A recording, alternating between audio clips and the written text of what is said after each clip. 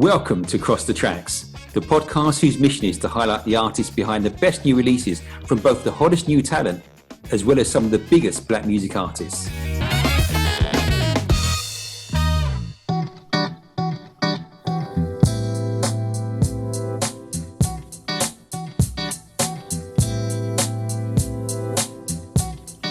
Hi, I would like to welcome a musician, vocalist, composer and producer, and the founder of one of the most successful all-female R&B and funk bands of all time, Climax.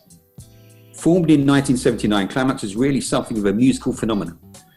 In the early 80s, releasing 6 albums and scoring major international hits with singles such as I Miss You and Men All Pause, as well as achieving huge album success with, amongst others, Meet in the Ladies' Room and Never Underestimate the Power of a Woman. She's worked with Jimmy Jam and Terry Lewis of Time and the Calloway Brothers, Midnight Star, of course, Stephen Shockley, Lakeside. And then afterwards went on to a solo career where she would write and produce for other artists, including Cheryl Lynn and Shalimar, just to name but two. In 1990, she released a fantastic album called Drama, according to Bernadette Cooper, which also featured cameo appearances from the legendary Tina Marie and Chucky Booker. And of course, Mr. Lenny Kravitz was there on the choir in the background there.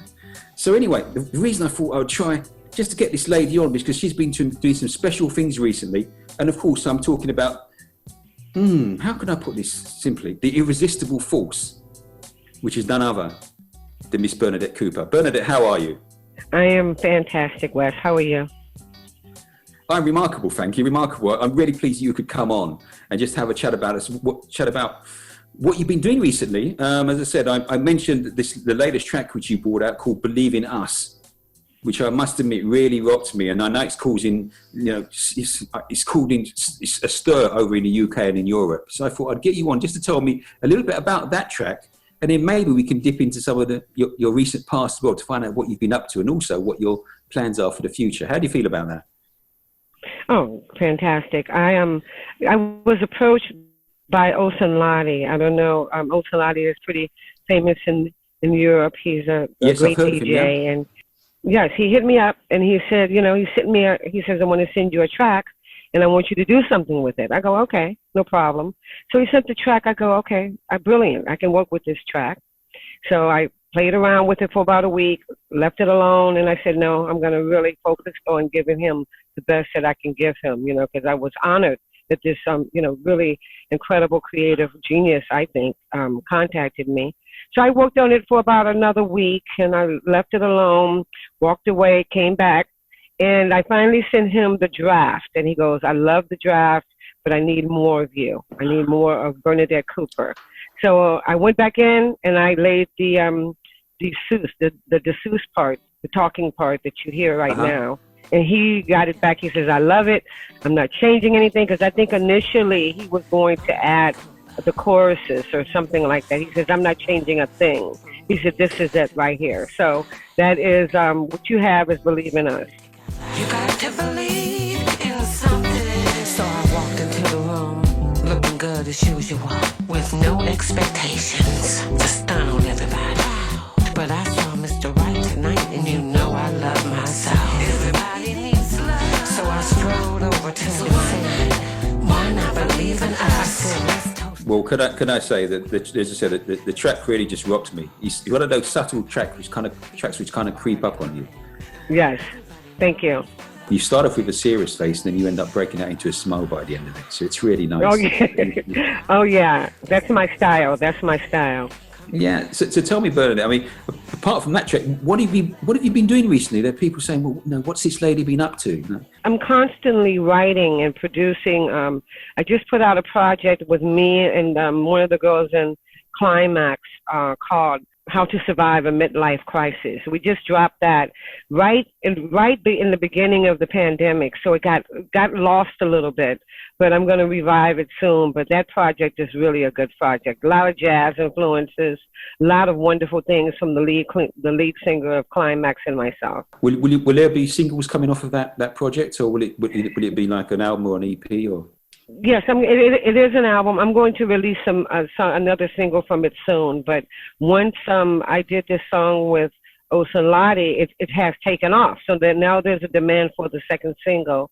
So I'm focusing on that right now. I'll be delivering a second single in November. Oh, that would be great. So we haven't got long to wait then.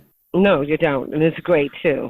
Now I'm gonna pick your brains and say, listen, I've heard something that in the background that you've been writing novels and stuff in the recent past. Is that true? You know what? I discovered another love of mine, and I said, this is probably what I want to do in the continuing ages of my life. I do really I love to write, fiction. And I love to write it and create stories and write about experiences that I've been through. And that's what I've been doing. So I have about four books that I have not released. I'm going to go back in and probably start releasing them in probably the end of 2021. You mentioned they were fiction. Yes. What kind of fiction? Were we looking at, I don't know, murder? What are we looking at? Love? Love, not so much murder, but love, experience, empowering, very women empowering themes, about the experiences that you go through in life and how you overcome it, and women coming together and making a difference. Once we come together as a whole and create and make things happen. So it's a lot of those different things. And there's a spy concept, spy novel in there, a lot of different things like that. Oh, wow. Okay. So by the sounds of it, you're not just majoring on music. Now we're stepping over into a totally different arena. But it sounds like one which you're equally as comfortable in. Well, what I'm also doing with these novels is creating audiobooks from them. So I am speaking. And under those audiobooks, you'll have my music as well. I'm going to score each audiobook. So you're going to get a little bit of me talking, kind of expressing and the book, and also I'll be expressing through music as well. Wow. And a quick change of subject. I was also fascinated when I was sort of looking at what you're doing at the moment, just how far ahead of time you are as far as, how can we put it, girl power was concerned. Yes. Yes. To know that you were so far ahead of time. And I was looking at the Spice Girls and realizing they sort of started bubbling around at the early 90s. Probably about 94, 95, as far as I can remember, around that period, if I remember rightly, somewhere around there. And then I looked to see that you really, even up to maybe 15 years earlier, was kicking off and doing something really, really substantial as far as women's rights in music were concerned, and actually showing that women could be on stage, play their own instruments, write their own songs, and make their own impact, which I think is fantastic. Yes, I grew up around very strong, powerful do-getters and go-getters and making things happen. And my mother and my grandmother, they were very strong women. So I was always influenced by them and them telling me, whatever there is you want in life, you can do it yourself. So I kind of grew up with that theme of positive thinking, and I encouraged my music. I gave encouragement through my music regarding women power. I've always wanted to talk about that subject because that's the subject that I know best. You write what you know. And did you have at the time any sort of female musical mentors? Who were you looking up to at the time? Aretha Franklin has always been my soul survivor, and I listened to it, and I studied Aretha Franklin all my life. And, so if I looked up to anyone, or if anyone was my mentor or my motivation and my inspiration, it was definitely Aretha Franklin. And the feeling that she gave, when you hear Aretha sing, she made you feel something. So I always try to do that with my music, whether, my thing always has a little bit of a comical edge, but you're feeling something. And that's what soul music is all about, surely. Yeah.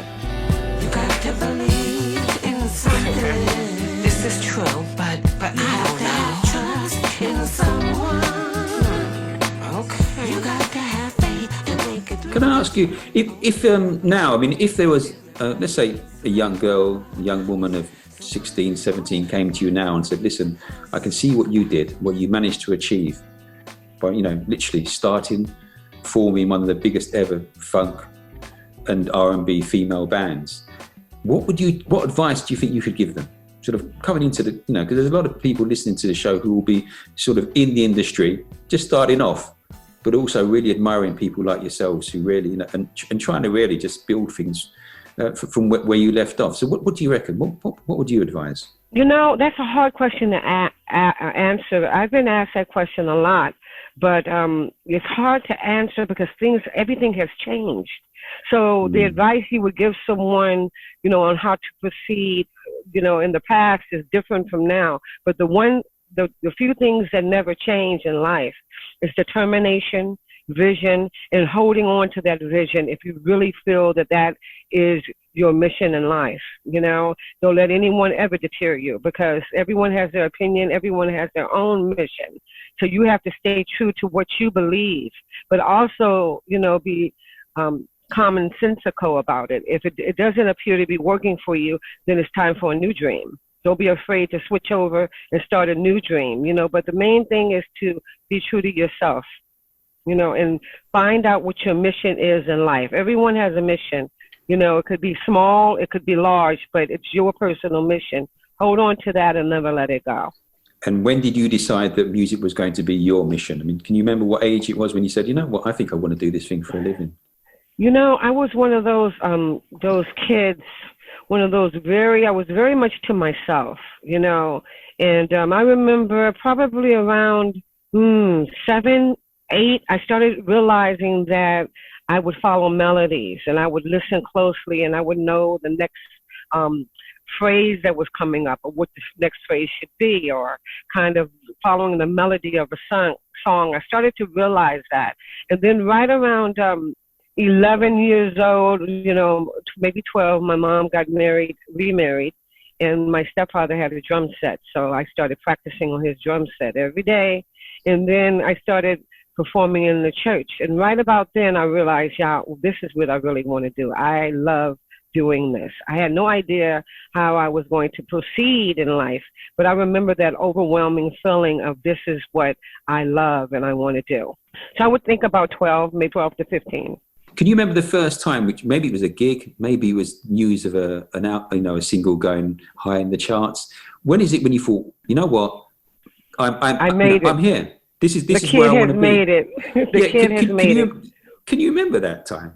I remember the feeling. Okay, I can definitely connect to the feeling. They have a concert that they used to give every year in California, the San Diego Jazz Festival. I've heard of it. I used to jump in my MGB with the top down and drive. It's probably an hour or so from where I live. And I used to drive there with friends, and we used to go to the San Diego Jazz Festival. And I remember when Climax finally played the Jazz Festival, I had that overwhelming feeling of, wow, the kid has made it. The girl is here. I've done it. I remember that feeling. That's when I felt it for the first time. That's great. Was it when you saw people actually rocking and singing your songs back to you? Hey, yes, there was so many people, and it was, you know, it was exhilarating. It was fab. Yeah, I remember that. And I remember you guys used to wear some of the coolest outfits as well back in the day. That was something which was really important to you. And it was funny, when I was actually doing the research for this interview, I noticed that over the past decade or so, you've also been in the fashion business as well. Is that correct?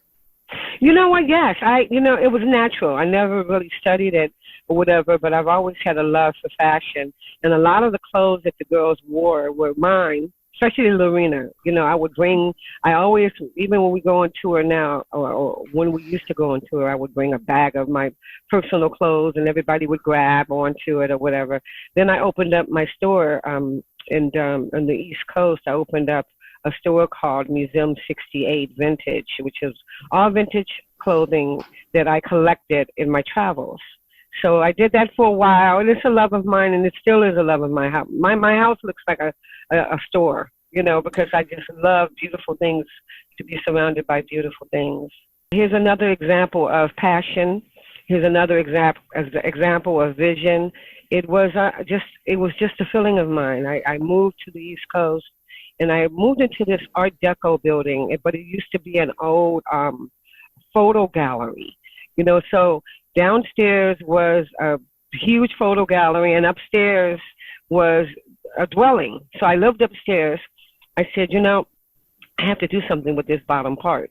I can make it an extension of my house. Or anyway, I decided to open up Museum 68, and it did so well. I had no idea. I had no past experience in retail. I just kind of went with my vibe and my flow and the passion and loving clothes, and it did extremely well. People came in from the city constantly to buy my clothes. It sounds like you missed it a little bit, I can tell. But I want to know, the question I'm asking, if I was around at that time and I wandered into your store, would I have seen you? And even if I made an appointment, would you have been the person who styled me and helped sell me clothes, or was it an assistant? It would be 100% 100% Bernadette Cooper, if I must speak of myself in the third person. Well, if you wish, I know who you are. It's me, 100%. And a lot of people came in and were like, oh my God. Yes, I helped all my customers personally. And now we're moving on to novels, and also, obviously back to where we started with the music. Yes. Now, I would love to know what direction, let's take it, after Believe in Us, are we going to be going down that same direction of kind of cool funk, or is there a new direction which is going to be coming now from Bernadette Cooper? It's a mixture of things, but I am calming down and realizing that I really want to tour more in the UK. And so I'm really focusing. What the UK really allows is good music. You guys love really good and live music. So I'm breaking away from that traditional US way of you got to have a hit. It has to be a formula, and it has to sound like the last song. So now I feel free, and now I'm writing a lot of different things that are a little bit calmer. And I pattern myself as being a masseuse, which is a woman who really speaks and talks about stories. So it's going to be a lot of that, but I'm going to try to reach out and do some new things as well. More laid back, more mellow tracks, not so much dance tracks, because I don't really feel that as much anymore, but more laid back, much more mellow, much more to my demographics, my age group, my peers, people who want to hear certain things, and the life experiences are going to be put on music. But the beats, I may reach out to, in fact, Osunlade and I are working on an EP. So that, Osunlade's style is a little laid back and really mellow. Yes. And yeah, so it's going to be a lot of that. It is hard to really say because I don't know yet because we're developing it now, but it will feel good to you. And have you written most of the material already? There's a few things I've written. There's one song I love in particular called "No More Sex," which I absolutely love. So I'm trying to get Osunlade in on it. Osunlade, I just sent him the stems, so we're going to see what version he comes up with of the song. But the song is very empowering. It's taking back your body, taking back your life, and realizing that you don't have to keep repeating the same cycle. You can relax and chill and, and learn to love yourself again. So that's what No More Sex is about. Well, I know that a lot of people at the moment with the COVID situation, the international COVID situation we're now enduring, are learning how to relax and chill all over again, aren't they? All over again, and learning how to love yourself, your tempo, and, not letting so many negative energies into your life. So yes, we are learning that. I think it was, it's a horrible situation, but it has some good points to it because it definitely brought families together. It brought couples together and made you realize if, now that we can take time and learn to know each other, are we going to stay together or or go our separate ways? It's a life-changing event for a lot of people. But Bernadette, all I'm going to say is we've got to go now, but I'm thanking you so much just for taking out these few minutes just to give me a shout. And I'll be the first to, bring the stuff out. If it's brilliant, we're going to play. That's the end of the story. I'm going to make sure that it's on the WBSS platforms.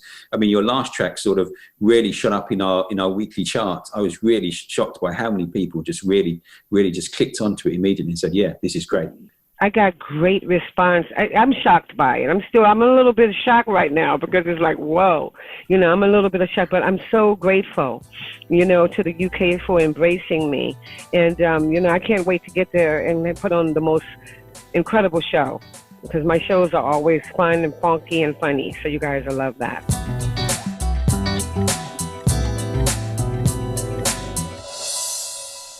Well, that's all for today.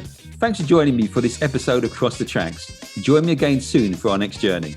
Don't forget to follow or subscribe to the show on your favourite podcast platforms, whether that be on Apple Tunes, Spotify, Amazon or Google. And please remember to follow WBSS Media on YouTube, Twitter, Facebook and Instagram to get info on the latest episodes as soon as they are released. Stay curious.